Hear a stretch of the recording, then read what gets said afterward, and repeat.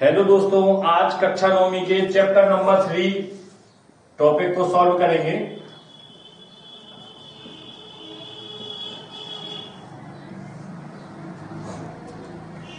इस चैप्टर में 3 प्रश्नावली हमें दी गई हैं और 3 प्रश्नावली सॉल्व करने के लिए हमें प्रयास करना है। और हम आज कुछ समझेंगे इसमें ऐसा कि जो 3 प्रश्नावली हैं उसके आधार पर अपन कुछ टॉपिक समझेंगे।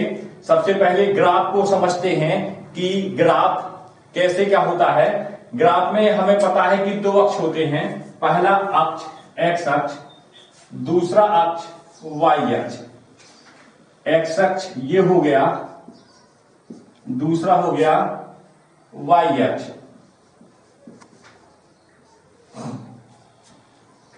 जहां ये दोनों अक्ष एक दूसरे को प्रतिच्छेद करेंगे वहां पर होता है मूल बिंदु। मूल बिंदु यहाँ पे जहां एक दूसरे को प्रतिच्छेद करेंगे, यहां हम O से डिनोट करते हैं या O से प्रदर्शित करते हैं। अब हम बात करते हैं इन दोनों अक्षों की सहायता से इस ग्राफ के 4 भाग बन गए हैं। पहले भाग को प्रथम चतुर्थांश कहते हैं। प्रथम चतुर्थांश,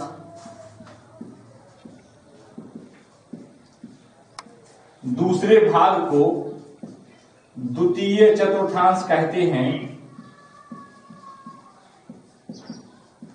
तीसरे भाग को हम तृतीय चतुर्थांश कहते हैं और चौथे भाग को चतुर्थ चतुर्थांश।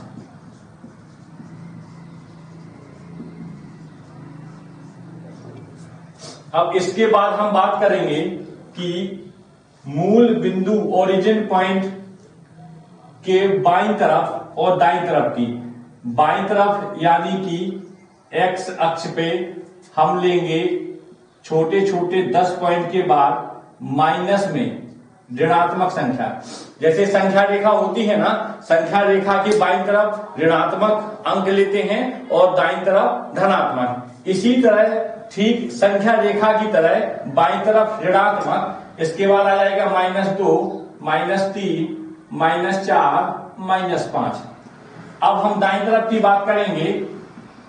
दाईं तरफ 1, 2, 3, 4, 5, 6। ये तो हो गया एक्स अक्ष। अब हम बात करेंगे वाई अक्ष की। वाई अक्ष पे ऊपर की तरफ हम धनात्मक लेंगे 1, 2, 3, 4 और नीचे की ओर हम ऋणात्मक लेंगे -1, -2, -3, -4, -5। ये हमारा ग्राफ तैयार हो गया। सबसे पहले अब हम बात करेंगे, हमें जो निर्देशांक दिए जाते हैं ग्राफ पर बनाने के लिए, तो सबसे पहले निर्देशांक कुछ इस प्रकार के होते हैं। मान लें कि हमें निर्देशांक दिए गए हैं 4 और -5 की ग्राफ पर अंकित कीजिए।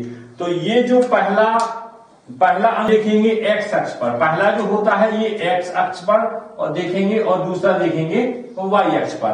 तो पहला देखेंगे प्लस का 4 पॉइंट अपना ये हो गया।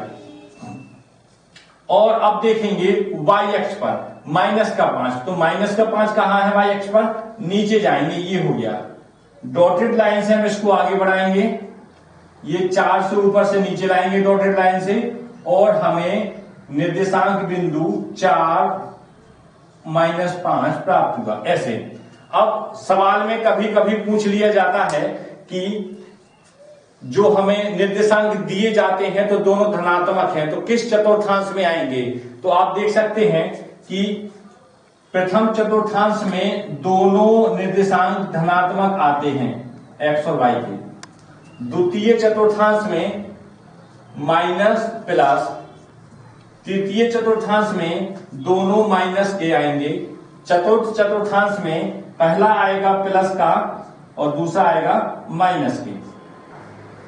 ये तो हो गए हमारे बेसिक कंसेप्ट। एक और चीज आपसे पूछी जाती है भुज और कोटि। भुज और कोटि। हम समझेंगे सबसे पहले भुज को। जैसे एक पॉइंट दे दिया, इसको हम मिटा लेते हैं। एक यहां पॉइंट दे दिया,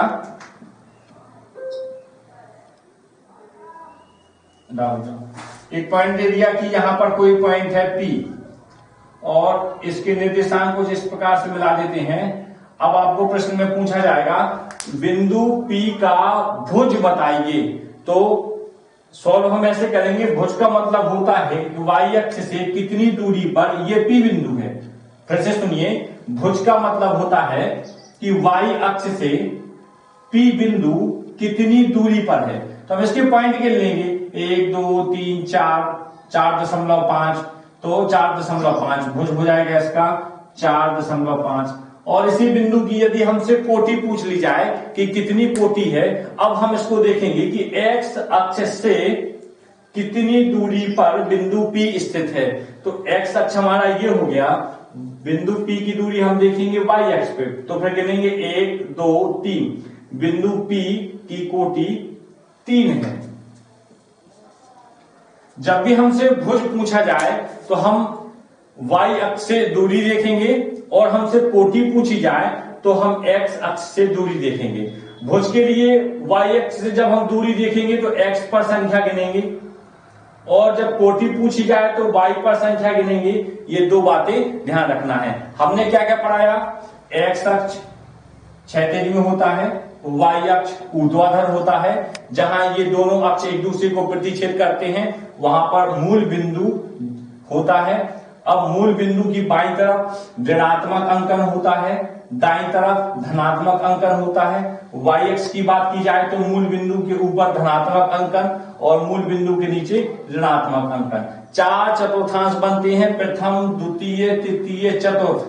प्रथम चतुर्थांश में दोनों ही निर्देशांक धनात्मक होते हैं, द्वितीय में ऋणात्मक धनात्मक, तृतीय में ऋणात्मक ऋणात्मक, चतुर्थ में धनात्मक फिर ऋणात्मक। जो हमने अभी कंसेप्ट समझे हैं उसी कंसेप्ट के आधार पर चैप्टर नंबर 3 में जो सवाल दिए गए हैं उनको हम देखते हैं, और ये समझ लें कि पूरा चैप्टर आपका इसी कंसेप्ट में कवर हो जाएगा, अलग से कुछ नहीं पढ़ना पड़ेगा, और परीक्षा के लिए अच्छी तैयारी आपकी हो जाएगी इस वीडियो मात्र आपके देखने से।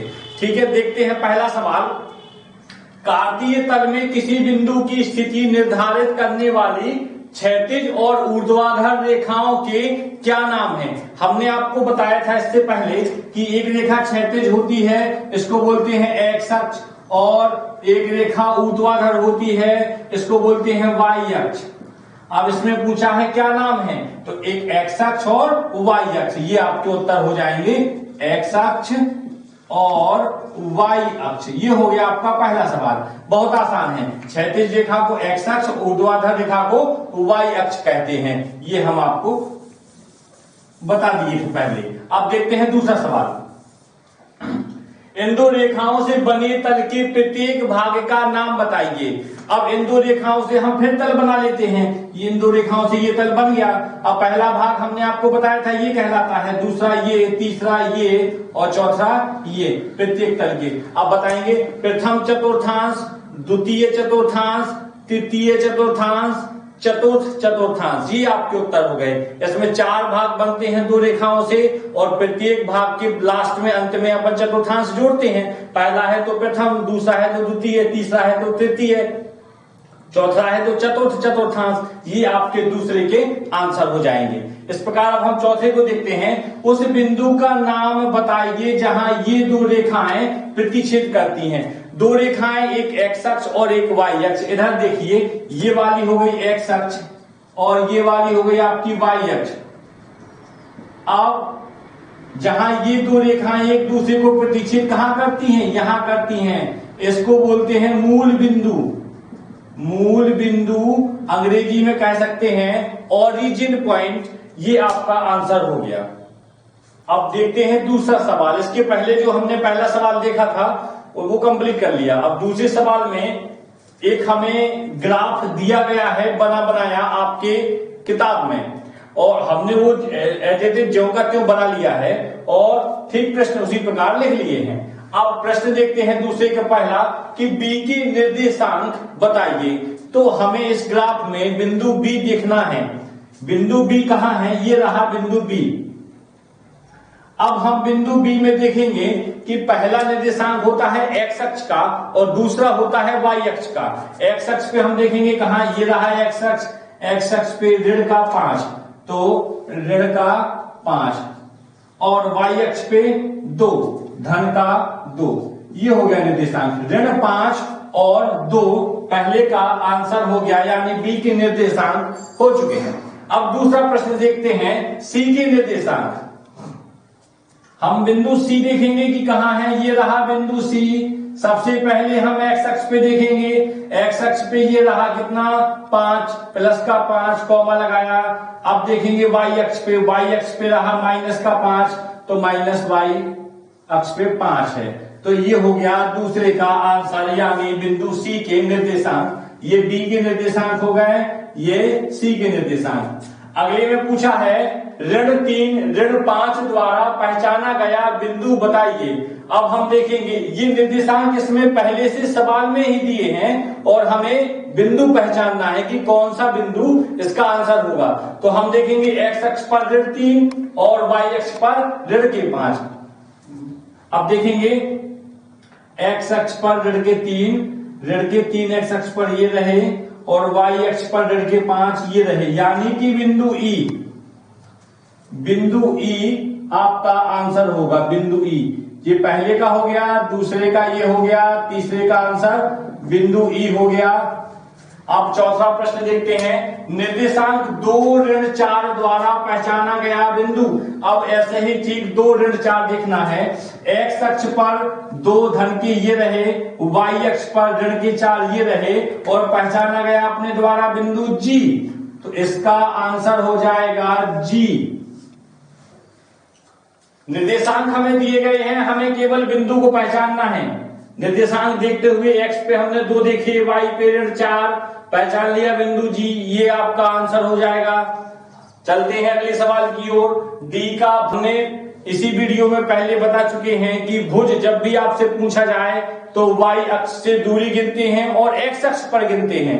तो डी का भुज, डी बिंदु कहाँ है, ये रहा डी बिंदु। वाई अक्ष से दूरी ये रही, गिनते कहाँ है, एक्स अक्ष पे। एक्स अक्ष पे कितना गिना जाएगा, 6, तो हो जाएगा भुज 6। डी का भुज हमसे पूछा गया था, वाई अक्ष से दूरी बतानी थी एक्स अक्ष पे गिन के, तो 1 2 3 4 5 6 आंसर हो जाएगा। इसके बाद अगला क्वेश्चन बिंदु एच की कोटि। अब बिंदु एच, ये रहा बिंदु एच। अब हमें इसकी कोटि बतानी है। कोटि को हमने बताया था एक्स अक्ष से दूरी बताएंगे और वाई अक्ष पे गिन लेंगे। तो एक्स अक्ष ये रहा, ये रही दूरी, और कहां गिनेंगे, वाई अक्ष पे, यहां इधर गिन लेंगे 1 2 3, तो हो जाएगा माइनस का 3। ये भुज हो गया था, ये कोटि आपकी हो चुकी है। अब बिंदु एल के निर्देशांक। बिंदु एल कहां है, देखेंगे ये रहा बिंदु एल, इसके निर्देशांक। तो एक्स अक्ष पे है क्या एल, अच्छा पूछे क्या है इसमें निर्देशांक। एक्स अक्ष पे एल यहां 0 होता है, तो पहले लिखेंगे 0।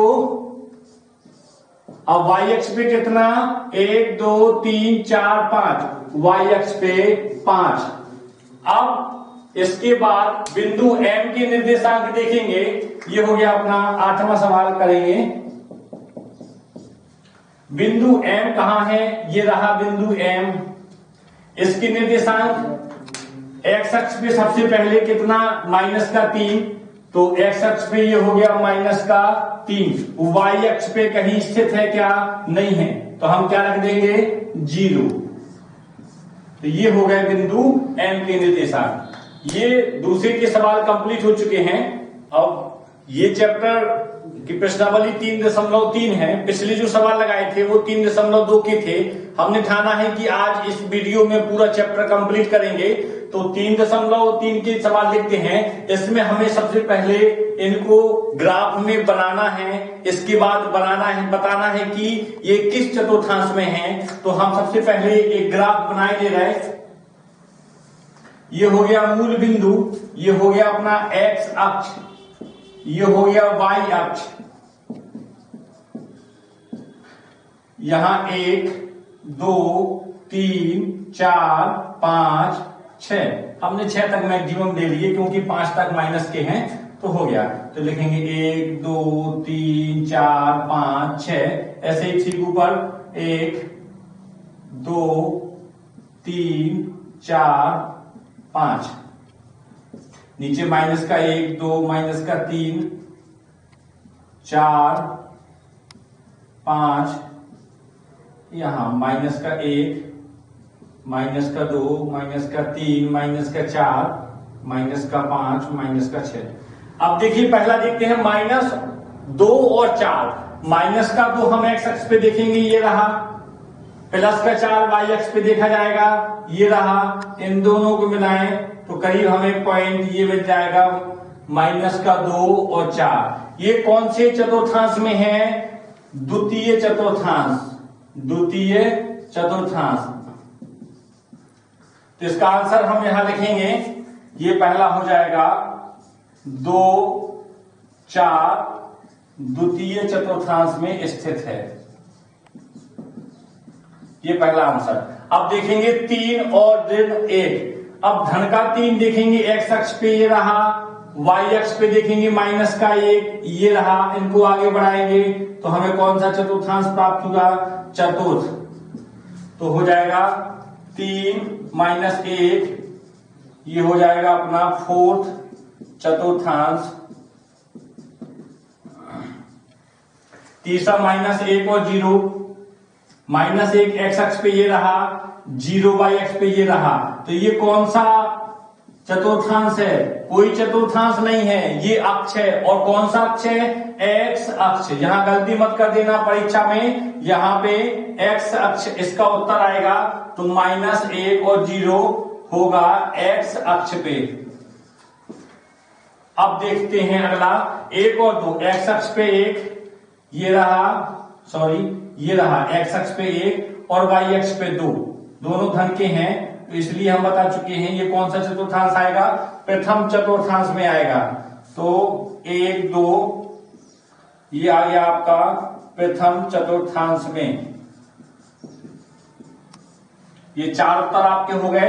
5वां उत्तर दोनों ऋणात्मक है, हम तो देखते ही बता देंगे क्योंकि पहले चतुर्थांश में दोनों धनात्मक आते हैं, दूसरे में एक ऋणात्मक एक धनात्मक, तीसरे में दोनों ऋणात्मक, चौथे में पहले आएगा धनात्मक फिर ऋणात्मक। तो लास्ट वाले में है ऋण 3 ऋण 5, दोनों ऋणात्मक में है। तो तृतीय चतुर्थांश में, लेकिन हमें बनाना भी है साथ में। तो -3 ये रहा और -5 वाई अक्ष पे ये रहा। तो इसको बना लेंगे, डॉटेड लाइन से मिला लेंगे। -3 और -5 निर्देशांक हो गए और चतुर्थांश है तृतीय चतुर्थांश। -3 -5 और ये हो गया तृतीय चतुर्थांश। ये सवाल अपना पूरा हो गया। अब इसके बाद देखते हैं दूसरा सवाल। अब दूसरे सवाल में हम देखेंगे कि हमें बिंदु दिए गए हैं और तल पर आलेखित करने हैं। तो हमने अपना ग्राफ कंप्लीट बना लिया है, अब इसमें अपन आलेखित करेंगे। देखिए पहले हमें जो निर्देशांक दिए गए होते हैं, तो पहला हम देखते हैं एक्स अक्ष वाला और दूसरा देखेंगे वाई अक्ष वाला। तो एक्स अक्ष पे दिया गया है -2, तो एक्स अक्ष पे हम -2 देख लेंगे। ये रहा एक्स अक्ष, और ये रहा वाई अक्ष। -2 ये रहा। अब वाई अक्ष पे धन के 8 ये रहे। तो हम इनको डॉटेड लाइन से मिलाएंगे और यहां हम लिख देंगे, ये थोड़ा अपन स्पेस निकाल देते हैं।